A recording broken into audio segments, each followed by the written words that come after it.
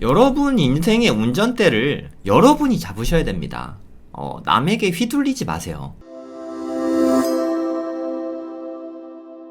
오늘 타이탄의 도구들 이야기를 좀 해볼게요. 네, 타이탄의 도구들이라는 책인데 제가 좋아하는 작가예요. 네, 팀 페리스 형님. 네, 되게 좋아합니다. 이분이 77인가 뭐 78인가 그 정도 될 거예요. 네, 머리가 좀 벗겨지신 형님이신데 타이탄의 도구들. 제가 상당히 좋아하는 책입니다. 어저께 밤에도 이 책을 좀 읽다가 잤거든요.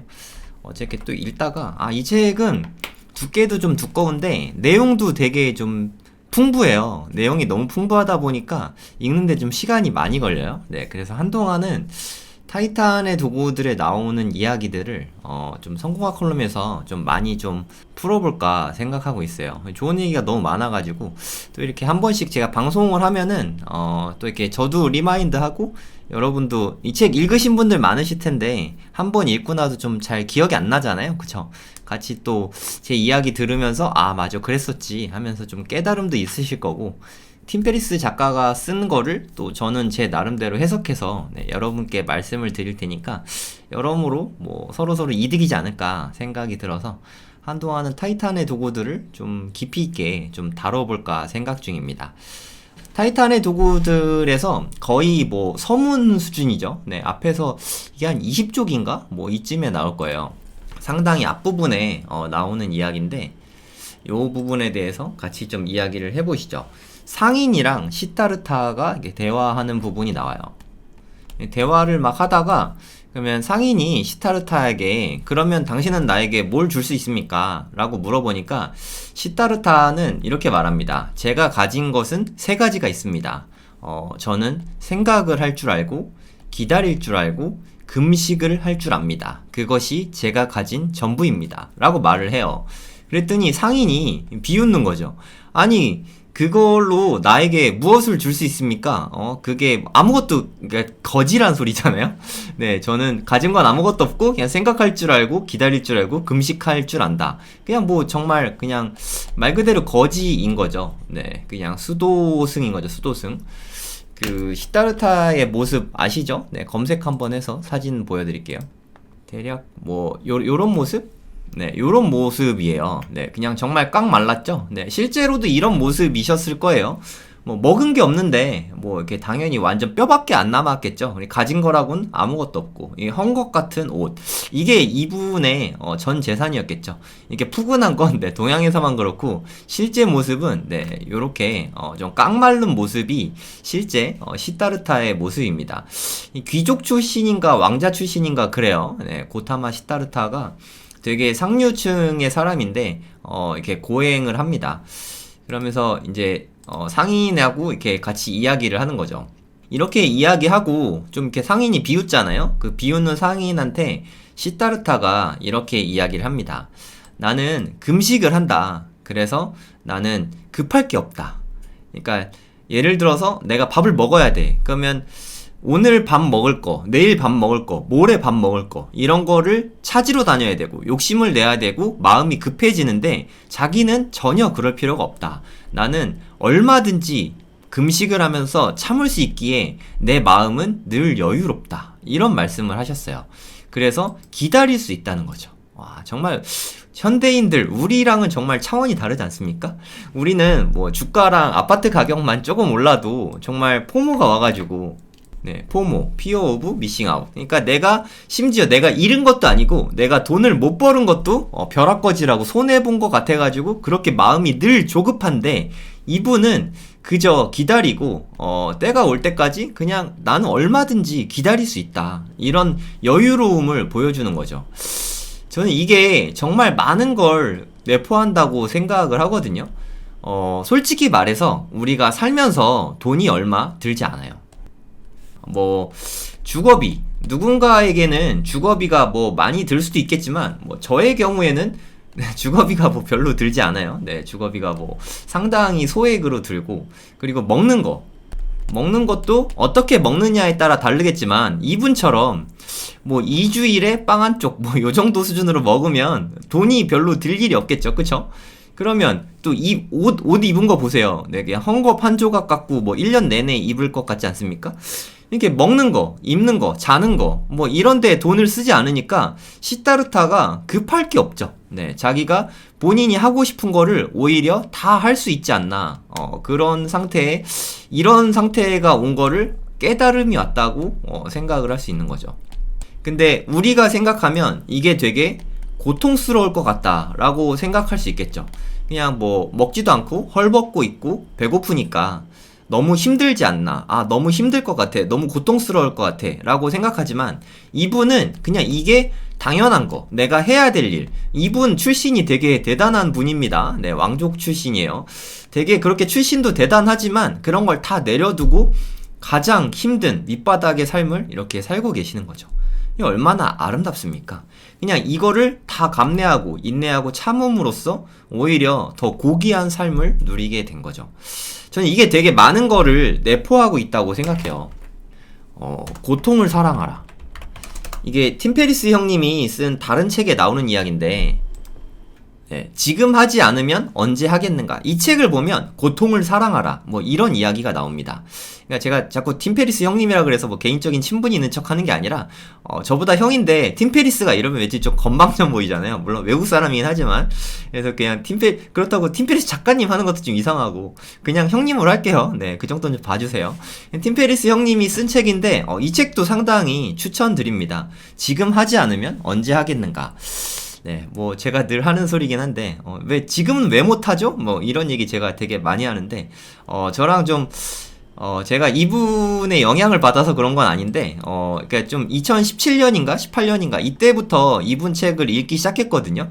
보면서 되게 공감을 많이 했어요. 네, 그래서 되게 좀 좋아합니다. 이 작가님을 상당히 좋아해요. 네, 거기에서 이런 이야기가 나와요. 고통을 사랑하라. 제가 되게 어렸을 때부터 이걸 느꼈어요. 무언가 머릿속이 되게 복잡하고 너무 힘들 때는 한겨울에 밖에 반팔만 입고 좀 돌아다니거나 아니면 온 힘을 다해서 전력 질주를 하거나 하면은 머릿속이 맑아지는 거를 좀 많이 느꼈어요. 그러면 복잡했던 마음이 좀 이렇게 정리가 되는 듯한 그런 거를 한 중학교 때부터 그걸 느꼈던 것 같아요. 그러면서 오히려 좀 행복한 감정? 네, 이런 걸 느끼기 시작했거든요. 이런 느낌이 저만 주변에 이렇게 사람이 없으니까 뭐 주변에서 보면 아, 쟤 또라이네 이런 이야기만 들었었는데, 이런 책들을 보고 이런 이야기들을 들으면 저는 되게 반갑더라고요. 나는 옛날부터 이렇게 하고 있었는데 이게 옛날부터 좀 뛰어난 사람이, 성공하시는 분들이 원래 이런 걸 했었단 말이야 하면서 좀 신기한 마음도 들고 좀 그랬던 것 같아요. 그러니까 좀 제일 중요한 게 이 기다린다. 금식한다는 뭐 추천하긴 하지만 오늘 이야기보다는 이 기다린다, 기다림에 대해서 좀 이야기를 좀 해보려고 합니다. 기다린다. 지금 뭐 부동산이든 주식이든 코인이든 좀 모든 상품이 하락장이죠. 그리고 들리는 이야기에 의하면 지금 금리가 정점에 다다랐다. 앞으로는 여기 바닥을 다지고 나서 이제 앞으로 점점 더 상승할 일만 남았다. 이런 이야기들을 되게 많이 합니다. 그래서 마음이 조급해져요. 아, 그럼 지금 사야 되는 거야? 지금이 투자할 시기인 거야? 하고 되게 여기저기 막 물어봐요. 그래서 이제 앞으로 오른다고 떨어진다고. 이게 너무 조급하지 않습니까? 글쎄요, 뭐 이렇게 해서 뭐 내가 사갖고 오른다 한들 인생이 좀 행복해지십니까? 저는 잘 모르겠어요. 그렇게 해서 오르면 기쁜가요? 그게 맞나요? 본인이 한번 판단을 좀 해보시고, 전 뭐 이런 게 별로 그렇게 중요하다는 생각이 저는 안 들거든요. 이렇게 해서 뭐 올랐다고 쳐요. 이렇게 올라가지고 뭐 1억을 벌었다. 뭐 인생이 뭐 너무너무 행복합니까? 모르겠습니다. 이 1억을 번 걸로 행복해지는 게 아니라 지금 하락장이잖아요. 그쵸? 이렇게 하락장일 때 내가 뭐 상품들을 막 공부하는 거죠. 뭐 누구는 주식을 공부할 거고, 누구는 부동산을 공부할 거고, 누구는 뭐 창업을 준비하고 뭐 할 수도 있겠죠. 그럼 내 나름대로 이렇게 좀 조용한 시기에, 이렇게 좀 모든 게 싸진 이런 시기에 내가 해야 될 일이 무엇인지 많이 생각해보고 거기에 집중을 하면 되죠. 그리고 제발 조급해지지 마세요. 그리고 남 이야기 듣고 물건을 사고 막 이런 걸 좀 하지 마세요. 언제까지 그럴 겁니까? 언제까지? 그분의 그 어떤 뭐 고수든 뭐 유튜브에 누군가 전문가라는 사람이 이야기해서 사란다고 샀어요. 그러면 그분 이야기를 우리 죽을 때까지 계속 찾아다니면서 들으러 다닐 거예요. 이게 무슨 의미가 있습니까? 아니, 내 안목을 키울 생각을 해야지 언제까지 남이 시키는 대로 그렇게 살 거예요. 내 인생인데 운전대를 내가 잡고 있어야지 왜 자꾸 운전대를 남에게 패스를 하십니까?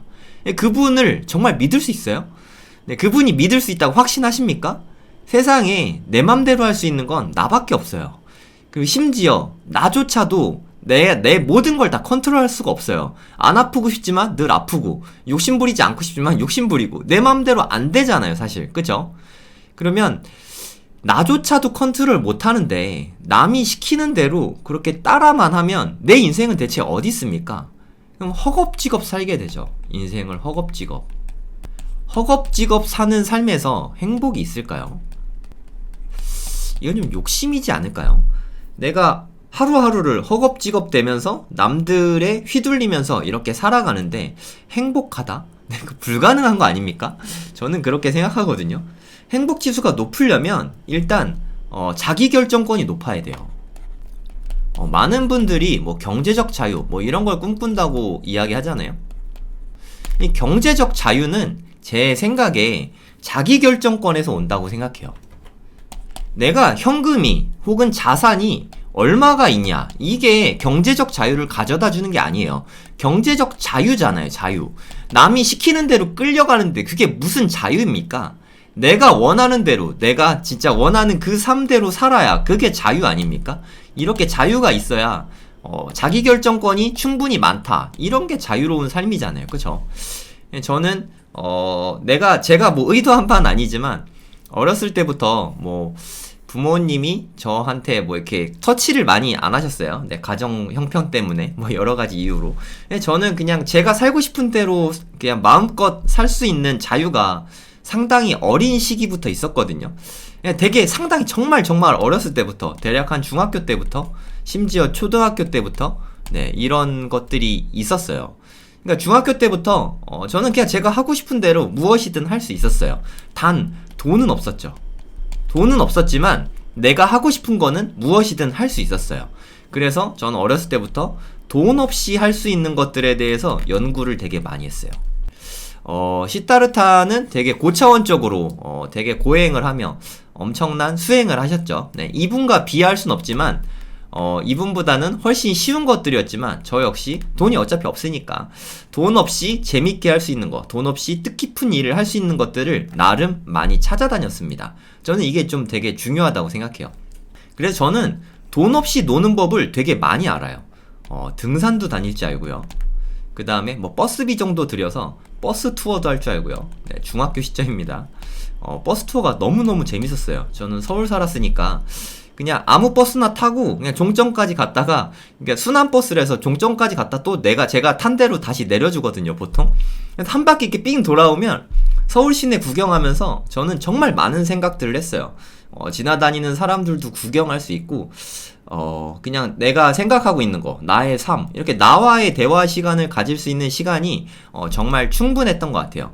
저랑 뭐 연배가 비슷하신 분 아시겠지만 우리 중학교 때 뭐 스마트폰이 어디 있습니까? 아무것도 없잖아요, 그쵸? 버스에 타는 순간 저는 세상과 그냥 단절이 된 거예요. 그냥 구경꾼이 되는 거죠. 구경꾼이 되면서 사색을 정말 충분히 할 수 있었죠.